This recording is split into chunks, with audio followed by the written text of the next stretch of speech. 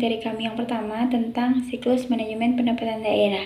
Nah, dalam tahapan-tahapan pada siklus manajemen pendapatan daerah ini meliputi identifikasi sumber, administrasi, koleksi, pencatatan akuntansi, dan alokasi pendapatan.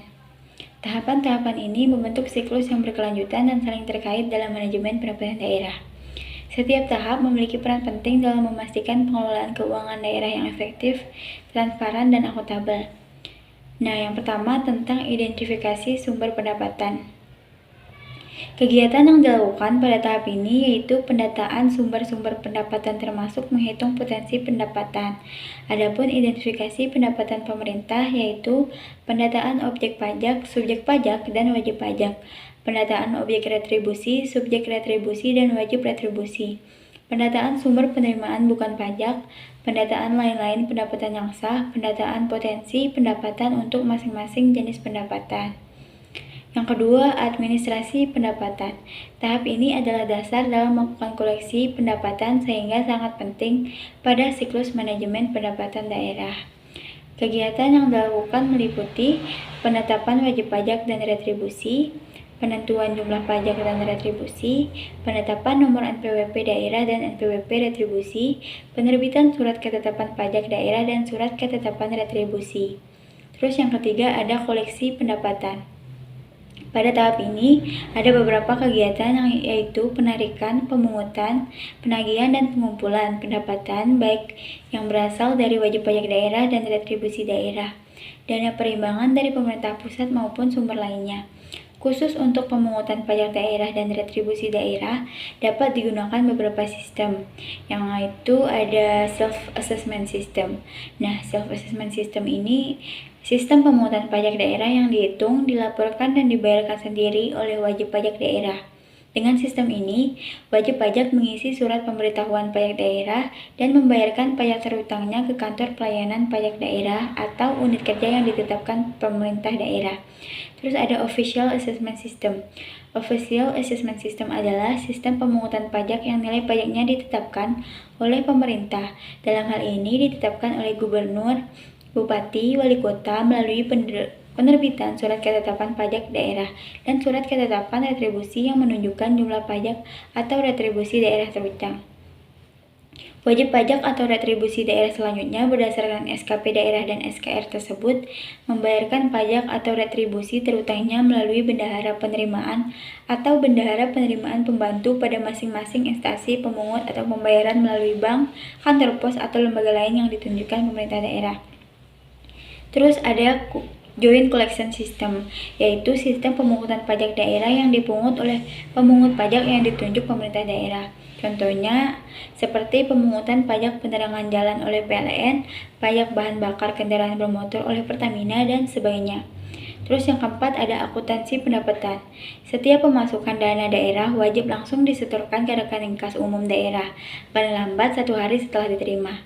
Konsep rekening tunggal atau treasury single account diterapkan untuk mengumpulkan seluruh pendapatan, memudahkan kontrol dan pengawasan keuangan. Proses pencatatan keuangan melibatkan beberapa tahap. Pendapatan dicatat dalam berbagai buku akuntansi termasuk jurnal penerimaan kas, buku pembantu, dan buku besar.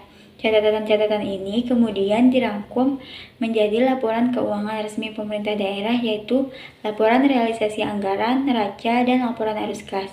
Pemerintah daerah bertanggung jawab membangun sistem akuntansi pendapatan yang komprehensif dan akurat.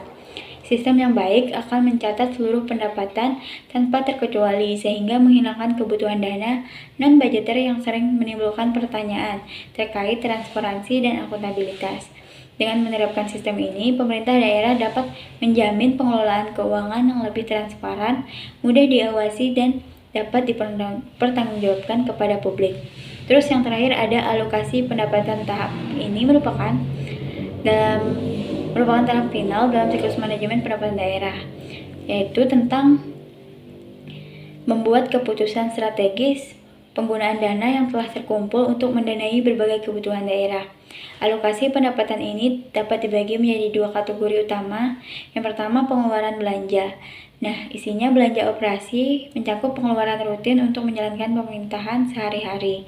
Belanja modal, investasi jangka panjang untuk membangun infrastruktur dan aset daerah. Terus yang kedua, pembiayaan pengeluaran. Tentang pembentukan dana cadangan seperti menyisihkan dana untuk kebutuhan masa depan atau situasi darurat. Penyertaan modal daerah seperti investasi daerah dalam berbagai usaha atau proyek, pembayaran utang, melunasi kewajiban finansial daerah, serta pemberian pinjaman daerah untuk memberikan pinjaman mendukung program atau proyek tertentu. Selanjutnya ada sumber-sumber pendapatan daerah. Nah, dalam hal sumber penerimaan yang menjadi hak Pemda, Undang-Undang Nomor 32 Tahun 2004 tentang Pemda dan Undang-Undang Nomor 33 Tahun 2004 tentang Perimbangan Keuangan antara pemerintah pusat dan daerah telah menetapkan sumber-sumber penerimaan daerah, yaitu yang pertama ada pendapatan asli daerah. Nah, pendapatan asli daerah ini meliputi pajak daerah, retribusi daerah, bagian laba pengelolaan aset daerah yang dipisahkan, dan lain-lain PAD yang sah, seperti hasil penjualan kekayaan daerah dan jasa giro.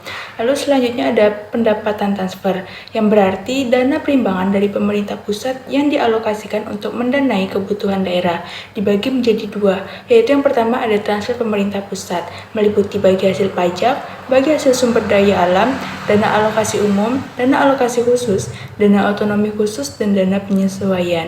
Lalu yang kedua ada transfer pemerintah provinsi, yaitu bagi hasil pajak, bagi hasil sumber daya alam, dan bagi hasil lainnya. Lalu yang terakhir ada lain-lain pendapatan daerah yang sah.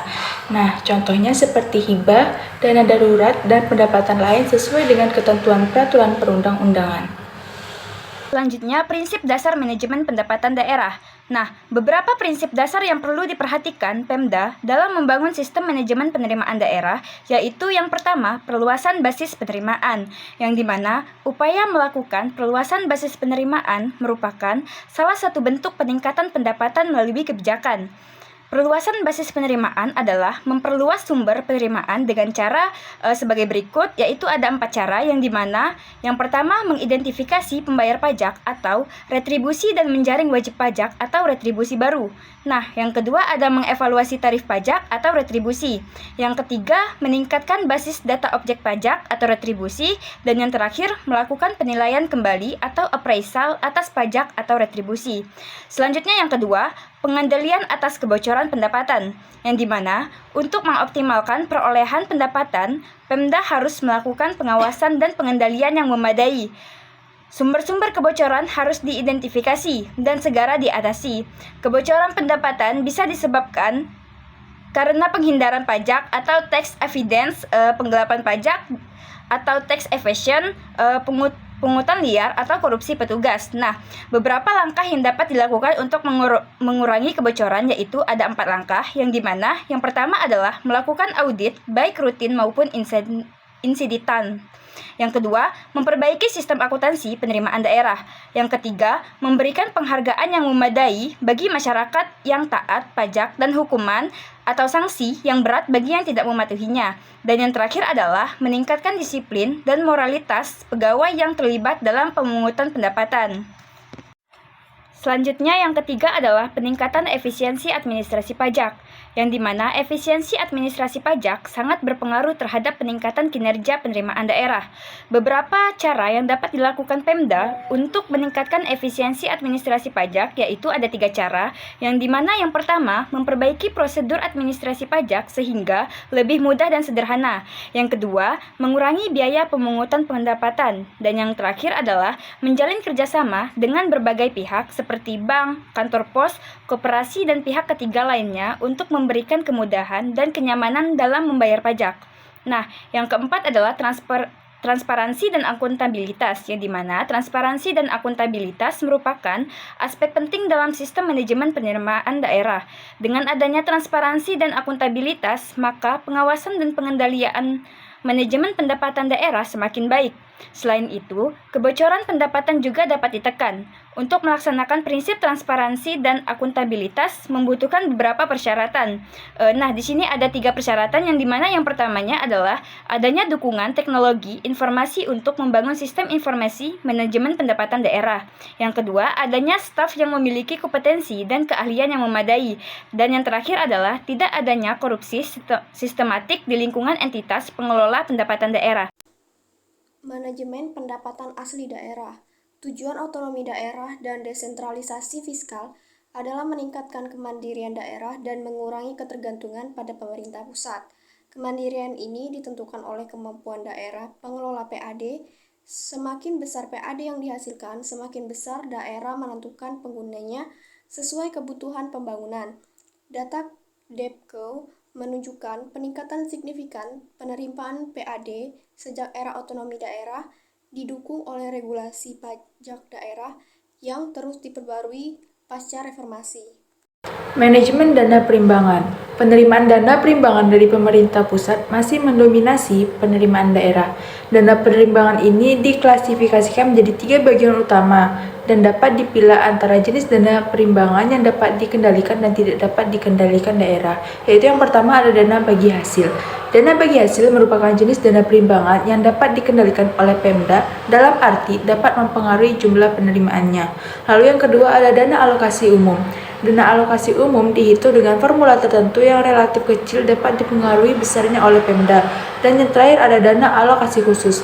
Dana alokasi khusus Pemda hingga tingkat tertentu masih mungkin dapat mempengaruhi jumlah penerimaannya, meskipun kebijakan sepenuhnya tergantung pusat.